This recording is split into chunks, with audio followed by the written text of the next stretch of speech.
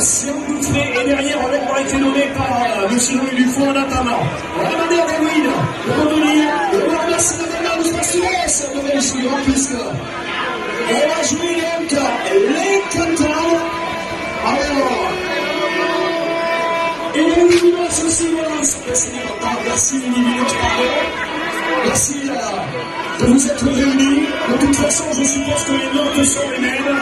Et je vais donner le micro donc au cœur d'homme et à David Lorenzola pour les partages de l'émission afin de laisser la libre. Et si tout le monde est à la table terminée, je vais annoncer l'ordre pour faire. Voilà, il commence à magnifique le travail de la sécurité. Et on vous remercie. Place à la banda, place à David Lorenzola et je t'en Ça fait tous.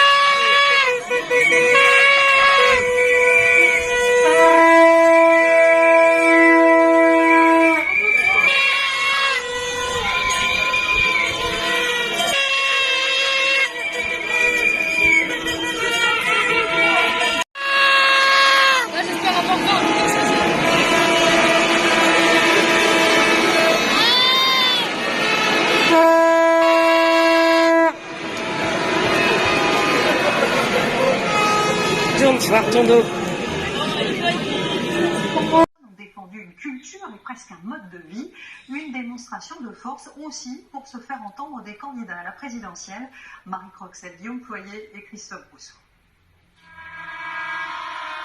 Ils se sont annoncés au son des corps de chasse dans les rues de Mont-de-Marsan, vêtus de leur traditionnel gilet de battu orange. Certains ont fait le déplacement depuis les Ardennes, déterminés à défendre les chasses traditionnelles d'oiseaux, jugées illégales par le Conseil d'État. Aujourd'hui, il faut laisser vivre les ruraux, on en a marre de se faire dicter les choses par les gens hors sol qui sont complètement déconnectés de nos préoccupations à nous, localement. Là, c'est les oiseaux, et puis plus tard, pourquoi pas, ils vont mettre des restrictions sur la chasse au gros gibier. Donc, en fait, c'est toute la chasse qui est concernée, et puis bon, toutes les traditions.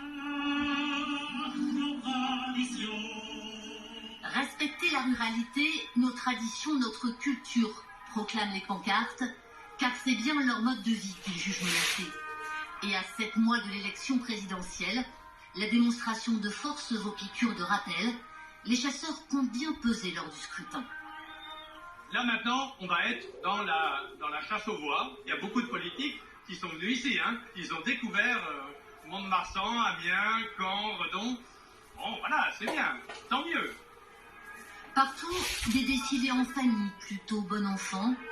5000 personnes ici à Redon, plus de 40 000 dans toute la France.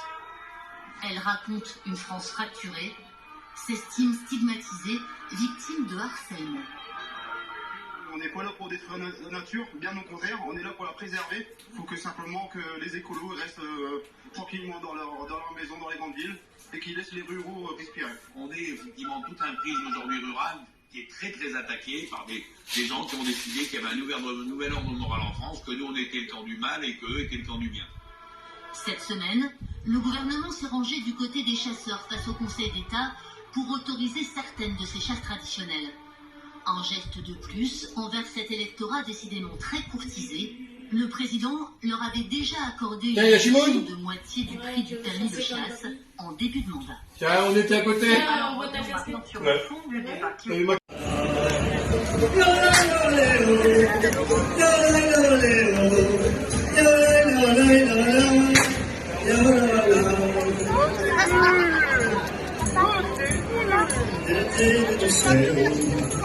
Tancula peritado e tutta camminata e non se la vede e adesso e dovete da nero e dovete da prado e non canto mai neanche non ha visto che come usare